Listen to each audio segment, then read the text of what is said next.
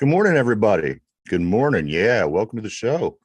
Whoa. This is episode 406 of the Two Dum Yinzers. Good morning, guys. How you doing today? Oh, I'm doing great. I actually got a nap in before the show, so I'm feeling good. I'm feeling good. I might be nice to Derpy today. No. Interesting. Yeah. I'm not dying. I think I just got enough sleep for a change, so I'm going to be nice. Your team, like the team that works over at the PNC Park, they were back at it yesterday. They played the Yankees. Now, this game, it was wild because the Pirates were up 5-3 late in the game. Mm-hmm. And the Yankees came back and won it 7-5. And it was just when they got inside of that 10 games from being, a 500 team. I knew it's almost like how you always say, like Penn State, when they get in the top whatever, they lose. Yeah. I always say when the Pitt does it, they lose. The Pirates, I kind of get that with these guys too now. It's anytime, since they had their their free fall, anytime they get close to this 10 games under, they lose a bunch. And then they get knocked down about 8 games. And then they work their way back up. They get right around 10 games under. And then again, it happens again. So I knew they were going to lose. Even when they were up 5-3 late, I thought, you know what? It doesn't seem right. We're going to be 8 games under 500. These guys will lose. And they did. Garrett Cole comes to town, guys. He threw 5 innings. He had to give up 6 hits, 2 earned runs, 3 walks, 4 Ks. And again, the Pirates lose to the Yankees 7-5. They dropped to 69 and 79, which isn't, in normal people's standards, it's terrible. Nice. But in our standards, it's kind of okay. That I know. I'm seeing that like a lot on Twitter, man. Like Pirate fans and even like Pirate media going, "Hey, they're 13 games better than last year." So you're just going to discount the great opening they had, followed by one of the worst collapses in baseball. And all I gotta say is, think it's okay because they had a good beginning and a good end and act like not how you progress. start, it's how you finish. Derpy, if they would have played decent through the middle of the season, they would be in the playoff hunt. But now they're not. So there's no real positives to take away from this season. One positive is this: if they didn't have that start that they had, 20-8, just think of where they would be right now. Oh, they'd have 100 losses right now. You know what? They got lucky that they had the hot start and a decent finish. Russell, Big Stacks. Brian Reynolds. He disappeared in the middle of the season. Now he's putting up okay numbers at the end, and people are going like, "Ha!" People were saying he's overpaid and overrated. Like, yeah, he is. If he would have had like DJ. If he would have had a decent season, he would have, a middle of the season, this team would be in better contention. He's the highest paid player on the team. He should be performing like it, and he's not. So Winsky, my God, he should have had like 35, 40 home runs this year. And where he disappeared, Keller fell apart until just a few weeks ago. So there's nothing positive for me to take away from this season. I do look at it this way. Through the course of 162 games, there are ups and downs. Yes. I don't think that Big Stacks, I don't think that he is worth what we pay him. I mean, this guy, he's okay. I mean, really.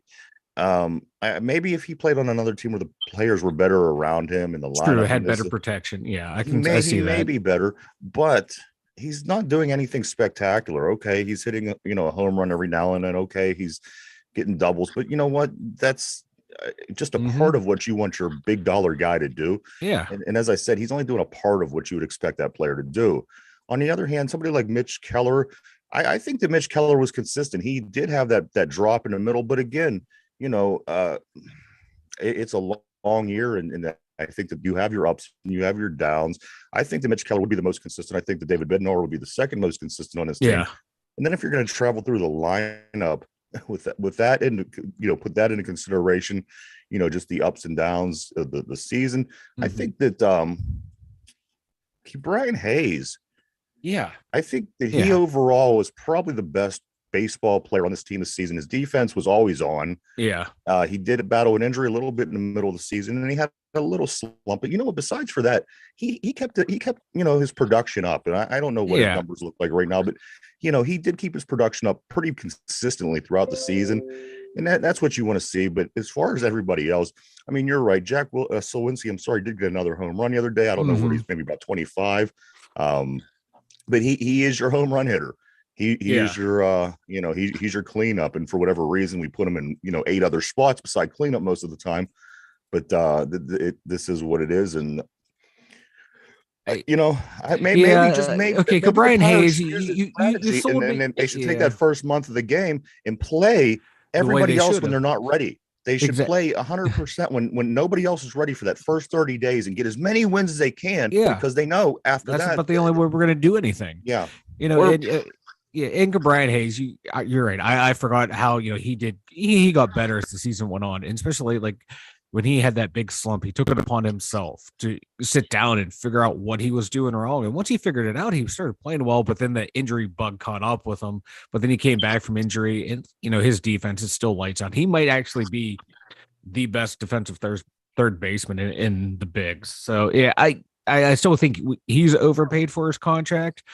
But if he was on a better team and making what he was making, that his offense really wouldn't matter. We're counting on him to be an offensive producer on this team when he's really not. He's a defensive wizard. So he kind of unfairly gets criticized. So I'll admit that. Yeah, he was a bright spot. Keller was a bright spot. Everyone else, it's a disappointing season. And speaking of Bednar, was it 2 nights ago when Keller was pitching well? Probably could have kept going. We pull him to bring in Bednar, then we couldn't use Bednar last night. And if Bednar was available, we could have got the save, could have got the win. But hey, our great management staff that we have. There's nobody in this team, like nobody, Derby, that I would, if we're in a situation where we need that one hitter to come up at the right time at the end of the game. Yeah. There's nobody that I would look to on this team and say, well, that's the no-brainer. That's the guy. We don't have the no-brainer. And he was even a stretch at his older age. Maybe at one time I would have took him in that role. But if you're, like I said, you comes down to it, you're at the bottom of the 9th, you have a runner on 3rd, you need that run, and this guy's coming to the plate, and you're like, all right, we got a chance. We have a chance. There's nobody. I'm confident that somebody would come. Reynolds is supposed to be whoever we would put in that situation would come and strike out. I'm that's how it is with this team. It is. Wasn't Reynolds supposed to be that guy? They get these lucky runs every now and then, and it's like everybody starts hitting on all cylinders, and you get excited, and then 3 days later they all strike out for 27 times in 2 games or whatever they did. It's Pirates baseball. Catch Bucko fever. Catch Bucko fever. Is it concerning with it's like Pirate COVID? Sorry.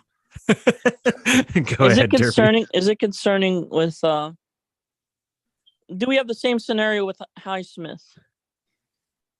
Oh, with Reynolds? PJ? Yeah, I think so. I think so. When Deontay caught signed his contract, I didn't have a problem with it because what he was producing and other receivers in the league at that time, he was right there with them number wise. Yeah.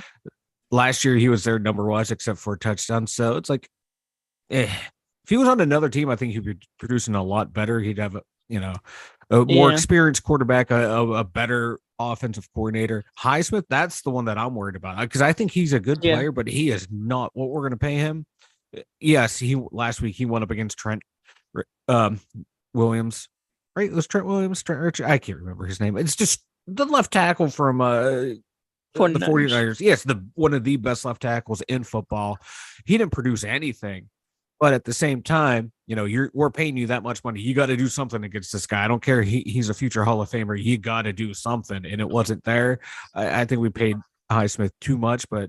Never have I think Alex... by the time the season's going to average out at the end, he'll probably run like 12 sacks and it'll look like a steal. But is he going to be able to, like you're saying, produce in those big situations? I've never watched Alex Highsmith and said to myself, "Wow, we really should pay this guy a lot of money." Exactly, we should pay him a decent amount of money, but not a lot of money. Yeah, not great number 2. He's solid, solid, but he's not. You know what? He's not a TJ Watt. He's not a Bosa. He's not a one of those premier guys. He's a I guy. told He's you a who good he guy. was. He was Dupree. I wonder We've this. all said that, Derby. What if He's we Bud all got Dupree. Omar Khan? What if this whole, you know what I mean? What if this team ends out stinking? What if all I these know, guys right? we bring in end up stinking? We don't know. I don't know I don't know what We a don't know Cole at this Holcomb is. point. I don't know what Yeah. an Landon Robert is. I don't, you just you get us all excited with these names, and maybe we got conned. We're over here laughing at the Chicago Bears. Hey, we But- conned them. That's that. But we're conned spending them our money indeed. to see this football team that he put together play and watch them stink. That's true. I still want to say it's still early. It's still like his first full off season, but early results aren't great.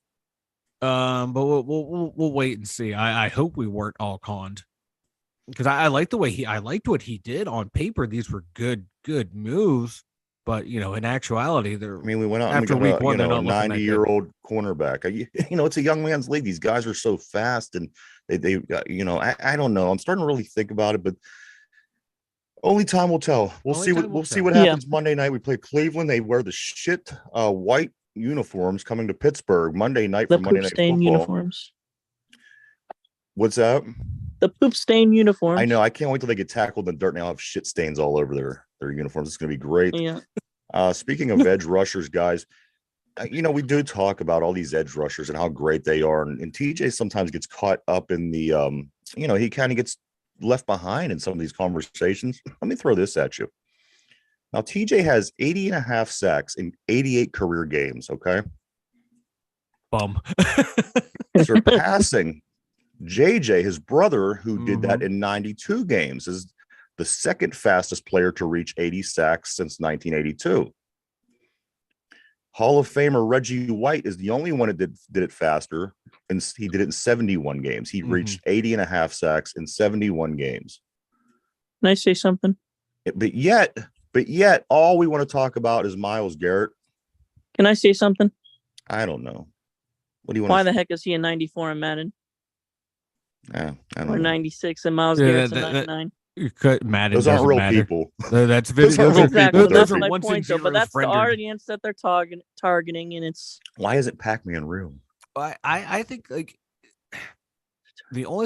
one of the things I can think of is a lot of these guys play on the right side of the defense, so therefore they go up against the left tackle, who's supposed to be the better. And that is rusher. where Reggie White played. Reggie played on the other side. And TJ and the Steelers were smart, and they moved him over to play on the left side of the defense to go against the right tackle. And I think people look at that as you're not going up against the best pass blocker, but that to me that's smart use of your best pass rusher by your defensive coordinator and your coaching staff. Of the Steelers saw that, like, hey, let's move him to this side. And when they did in year 2, he blossomed. It worked. That's the smart thing to do. Statistically, guys. And statistically, like you said, it's off the chart. He is the third best of all time. Yeah. I mean, at this moment, nobody has done more in their time besides 2 other people since 1982, at least, when they started keeping track of this. ESPN, the smart guys at ESPN, they predict that Myles Garrett and Za'Darius Smith are going to combine for a total of 5 sacks against the Steelers. What do you guys think? I hope we beat them now. Again, expect I a hope big we game crush from them. from the Cleveland. The one guy gets all the numbers, the other guy gets all the credit. Let's talk about the predictions that this guy is going to do. What do you guys think? Za'Darius Smith and Myles Garrett, ESPN predicts for 5 sacks against the Steelers. I think it's a little excessive, but what do you guys think? That is a little excessive because Dan Moore has a pretty good track record against people like Myles Garrett, against Khalil Mack. He holds his own against the really good pass rushers in this league. And, Chooks, he might not play, so he doesn't do well against. He probably would have got his ass destroyed by Za'Darius Smith on the other side. But now you got Broderick Jones in there. How's their rookie going to handle playing on the right side? And this guy, I don't think they're not going to have 5. What if those Broderick two Jones comes out and has the best day? I'm going to go with those 2 are going to combine for 3 sacks, and TJ Watt alone is going to have 3 sacks. Yeah.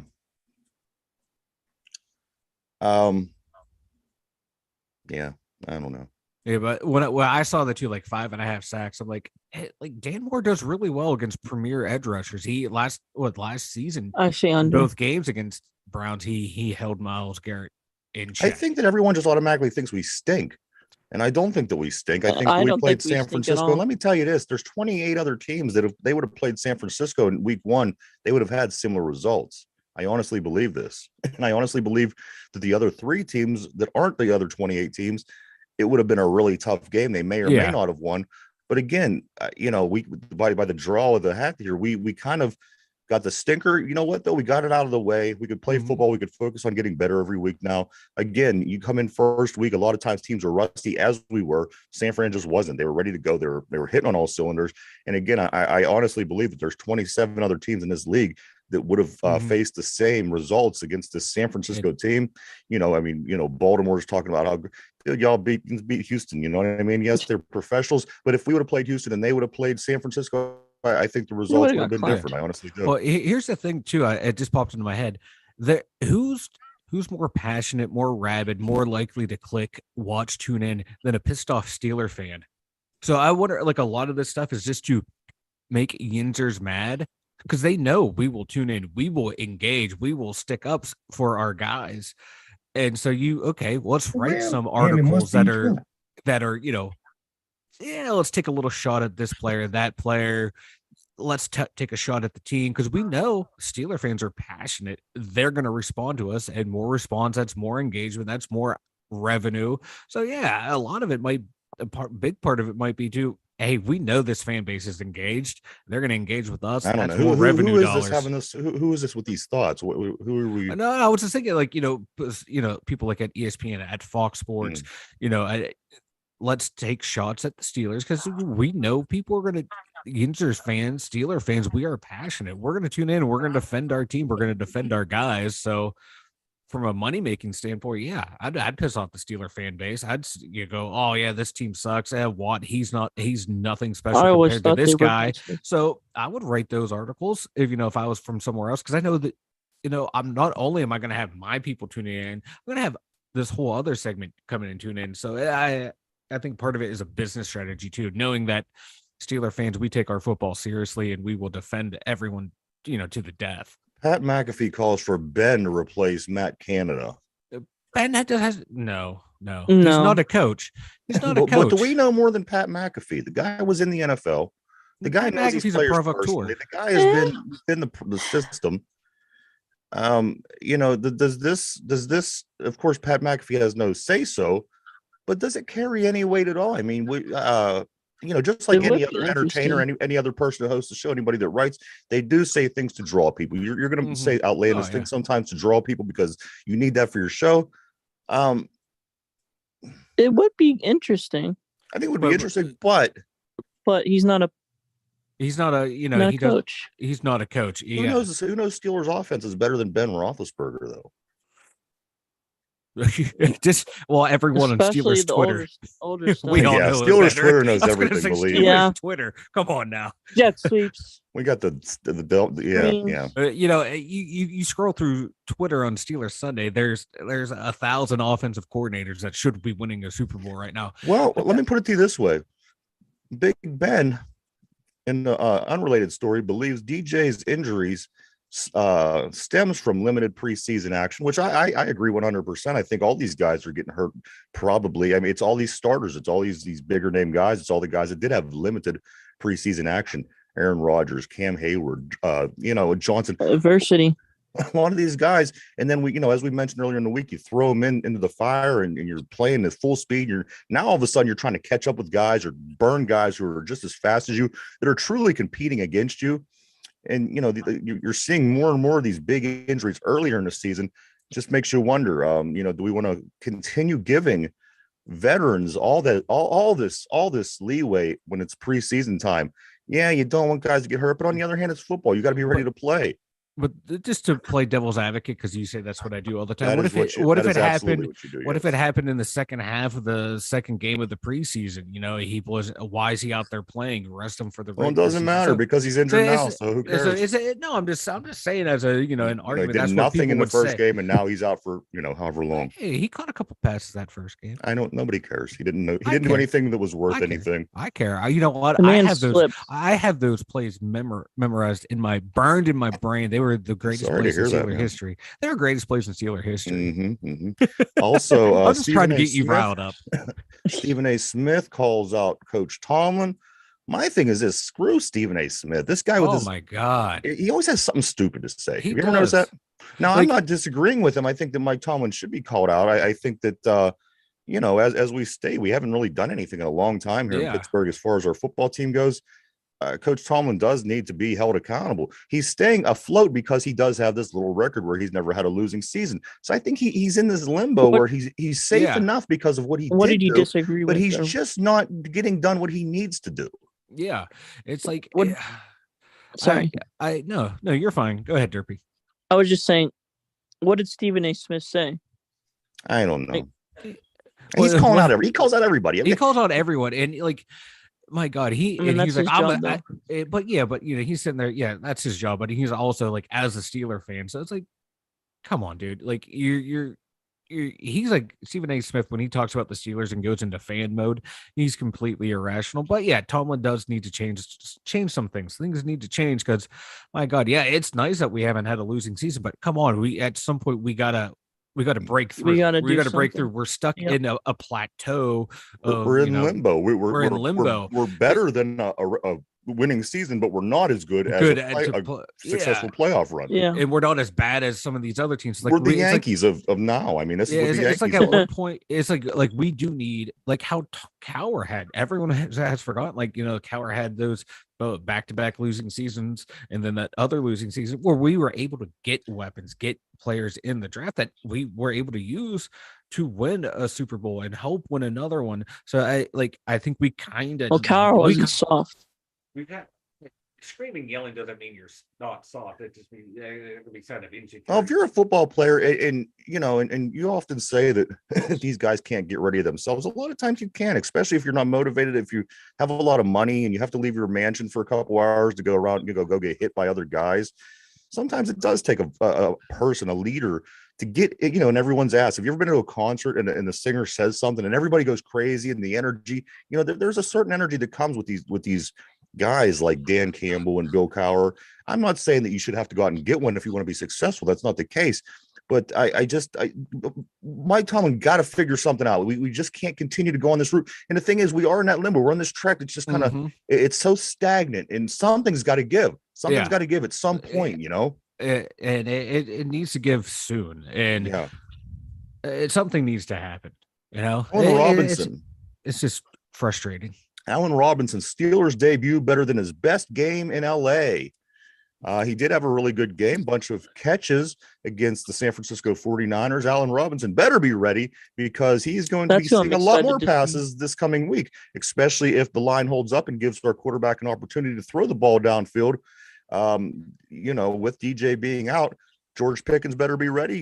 He was mad because he wasn't getting the balls. Guess what, George? It's coming your way. Allen Robinson, guess what? You better expect to have a big game because as we are moving forward and things are going to get a little bit better, you guys are going to be the big names. So be ready. If you're happy with this game that you just had that was better than any game you had in LA, I hope you plan on getting a little bit better than this, even because we need you to do more. Oh yeah, and God, because he's in a very effective slot receiver. Like you said, if we get time, if the quarterback can get the ball there, decently accurate, more accurate than he did last week. The line could play better than they did last week. No, I'm blaming Brady everyone back there behind that line. It would have been bad. I'm blaming everyone. Everyone had a lot. Because we don't have great receivers that are going to catch everything. We just don't. We got good receivers, but if we were, there's some there's get them close to the There's no heart. This team, what this team lacks? They really lack heart to me. I just don't see the desire. I did see the desire. I seen the desire get sucked out of this team in week 1 of this season. I need to see this desire come back. I need to see this team show you that they're resilient and they put it behind them. That's what we need to see this week. Win or lose, this team has to show a sign of life. Yeah, because like, where's that, Hines Ward Ben on the offense to get everyone fired up? Where's that Joey Porter on the defense? Or we don't have it. We don't have it. That's the one thing that's missing from like the players right there. They need that one. The players need one of their own to fire them out. But it's frustrating. But hey, that was week 1. That's over. We're playing the Browns. This is, my God. We have to take care of business. It is not the first time we got killed in week 1 anyway. A few years back, you recall, we lost 33-3 to the Patriots. We ended up coming back and having a decent regular season after that. So, you know what? You're right. Let's play a 16-game schedule now because that's what we played forever. Forget about this one. Believe me, if you forget about this one and play the best season ever after this, nobody will remember San Francisco to the end of the year. Yeah. Like that losing to the Browns, 51-0 back in the day, 55-0. That's just a footnote in Steeler history now. I don't even remember that game until I don't even, you said that the other day. I don't even recall that. I remember. I remember watching that game. Back in the day? Yeah, it was back in the 80s, man. When they saw the dog pound and everything, it was bad. It was a drubbing of a game. I still remember. I don't remember. You're lucky. Also, Steelers signed Kalen Barnes, one of the fastest players in the history of the NFL Combine. 6 foot, 186 cornerback, an 186-pound cornerback out of Baylor, who was the 7th round draft pick by Carolina in 2022. He ran a 4.23 40 in the Combine, which is the second fastest all time since this was being kept track of. He was a 7th round guy. He got cut by Carolina. He didn't make it on Carolina. What are we dealing with, Mike? We have the fastest guy in the history of the league, but he hasn't really seemed to latch on anywhere. Yeah. What are we going to get with this guy? God. Prospect at that point. That's what it is, man. See, you're kicking the tires to find right now to see if there's anyone out there to maybe help down the road in this secondary. Maybe see if the Bears have an offensive lineman we like. We could fleece them again. They have a pretty good young tackle, I think, if I remember in the roster correctly. You would pick one of them. We can pick any good player that the Bears have. We will offer one of our bad players for, because Omar Khan and Kyle Dubas in Pittsburgh are able to execute. We're going to give you all your bad players for all your good players and good assets. We have Jedis on here. We got to make the Bears our minor league team. I'm not gonna lie. When I play Madden, when I'm bored, if I need a good player, I make a trade with the Bears, and they always take it. I think even Madden knows that we're gonna rate the AI for the Bears as bad. College football today, guys. College football. We have one game already started, Mike. Your Penn State Nittany Lions at Illinois. Penn State comes in with a 2-0 record of fighting Illini with a 1-1. This game had already started at noon. Other games today. Derpy, your Ohio State Buckeyes coming to the game 2-0, coming up against WKU. I'm not even sure what WKU is, but Western Kentucky. Western Kentucky. Yeah, these powerhouse. The way that they schedule these games, guys. Western Kentucky, but they are coming in with a 2-0 record. This game is on at 4:00. Also this evening, the Pitt Panthers and the West Virginia Mountaineers play in the backyard brawl. Both teams coming in with a 1-1 record. 7:30 start time. And finally, it's going to be good. The other college game I do want to at least mention at 10:00 tonight. 10:00 after the day has been done. The game between Colorado State at Primes, Colorado. Who cares? Colorado State is 0-1. Number 18, Colorado is 2-0 going into this game. I'm going to go out on a limb and say that Colorado is going to whoop Colorado State. But you know what? This could definitely, maybe. Could this be a trap game? Could this be a game? I think Colorado State could upset Colorado, boy, would that put a monkey wrench into Dion's clockwork. Before, but earlier this week, Colorado State's coach, was like had to talk some smack, and then Dion turned that into a motivation, and then the players got all fired up. So Colorado State coach kind of like sealed his own fate. They are going to it's going to be a drubbing. Like when what's her face? I'm not on the bandwagon yet. And Patrick Peterson, talked about his interception. Yeah. But these guys, why do these guys do this? I know that's what people like us articles and people on Twitter like, why say something like that what Dion's going to do? Dion's going to use this as he's going to have him ready, and the players are going to feed off of it. Just keep your mouth shut. But these coaches, man, they're so egotistical. They just don't think. Mike, why don't you go and tell everybody about the website? 2dumyinzers.com, the 2dumyinzers.com. Everything you need for us is over there. Like, my God, it's laid out beautifully. Opening page, boom, you see our logo, boom, you scroll down most recent video pages. We got links for YouTube, Spotify, Ryan's Twitter, my Twitter, the merch store, the blog that goes up on Sundays and Mondays, all at the 2dumyinzers.com, baby. Go check it out, everybody. www.the2dumyinzers.com. www.the2dumyinzers.com. All right, guys, moving on with our Cleveland Brown trivia for the week. Are you guys ready?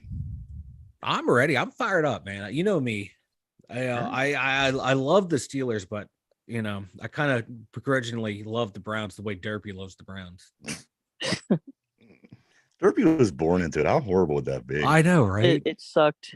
It sucked. Because like when you're younger, you don't know any better. You're like, oh well, this is who my mom likes, so they're probably a good team, and I might as well like them.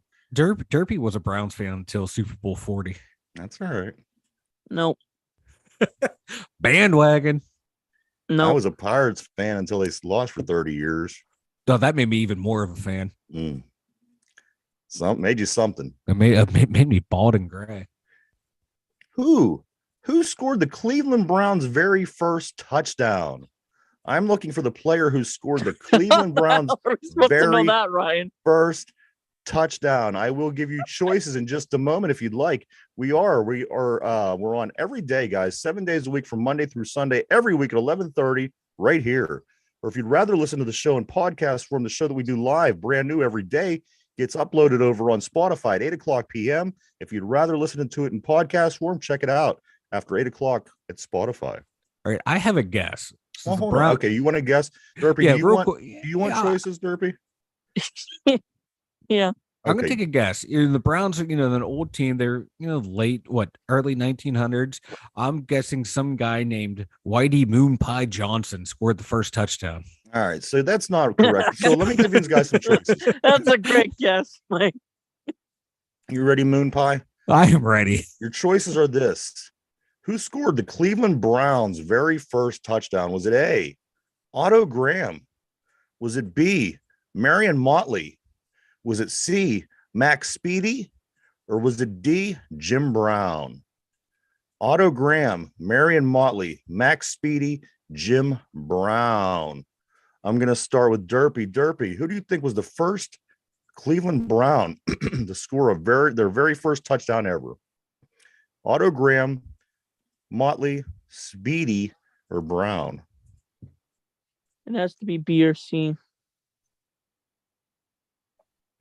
I'm gonna go B. Marion Motley. All right. Yeah. Is that your final answer? Yep. All right. Log Derpy into place. Derpy is locked into place. Mike, who scored the Cleveland Browns' very first touchdown? Was it Otto Graham, Marion Motley, Max Speedy, or Jim Brown? It was Marion Motley. Marion Motley. Final answer? Yep. Which I think would be what most people would pick. But here we go. Yes. Who scored the Cleveland Browns' very first touchdown? Was it A, Otto Graham, B, Marion Motley, C, Max Speedy, or D, Jim Brown? Guys, the final, Max Speedy. The correct answer, Derpy, yes, is Mac Speedy. Mac, M-A-C. I'm going with Moon Pie. Yeah. Moon Pie scored the first one. That sounds like... His last name was S-P-E-E-D-I-E. Mac Speedy. So there you have it. Back in my day. Has anything in your life ever led you to that fact? Look what you learned on this show. I've never heard of a Max Speedy in my life. Me either. I heard of a the White Moon Pie, so for that matter. Hey, you know what? You look at those old baseball names from back in the day. They had some great Whitey names. Ford. Whitey Ford. That's why I was like Whitey Moon Pie Johnson. Yeah. Finished his shift up at the plant, suiting up for the Cleveland Browns. Mike, you got anything before we get ready to take off? Yeah. Penn State's going to lose this game. We're on the road at Illinois. Illinois always plays us tough at Illinois. My mighty Nittany Lions are going to lose today. I have that feeling. Derpy. Cleveland sports sucks. I couldn't agree more. They usually choke it away when they get good. Like he's not wrong. No, that's exactly. I tried to think of Like something. I'm trying to, I thought, make you know it what? funny, He's so but he's right. not wrong. I've learned from supporting their baseball team. So there you go. Big college games today. Nobody that's ranked is playing another ranked team in the top 25. So if you're looking for any of those kind of games, they just don't. They're not there this week. Backyard brawl tonight. I think that one's gonna be a lot of fun. Hopefully, Pitt can pull this one off. Maybe the fans caught wind of Jagoff over here doesn't like to get booed. Our quarterback, of course, for Pitt, I'm talking about. So maybe they will boo him extra loud. So I don't know. I don't know what kind of game this is going to be. As I said, if Pitt loses this game, goes into conference play with the 1 and 2, they do have to play Drake May in North Carolina next week, who is one of the top quarterbacks in college football this year. So it could get real bad real soon. Hopefully the Pitt Panthers could pull it together. Otherwise, they got a really good defense. They got, a nice offensive line, nice running game. It's the quarterback situation that scares me. It's hard for Pitt to draw a top quarterback. It always has been. Maybe 2-3 times in my whole life I've seen a good quarterback, but besides for that, guys, it's been few and far between. You got Marina, and that's about it. We do want to thank everybody that. We do want to thank everybody for checking us out. We appreciate each and every one of you. Anybody else, guys? I got nothing, man. Let's just. I can't wait. Can't wait for tomorrow when we get to talk Steelers wall to wall, baby. It's Steelers time. Tomorrow is NFL. Yes, we got the Browns and Steelers Monday night, and then tomorrow we do got NFL. So hey, it's a weekend of football, everyone. We'll be heading that direction tomorrow. So, hey, everybody, thank you for joining us for the 2 Dum Yinzers. Derpy, Mike, myself, everyone have a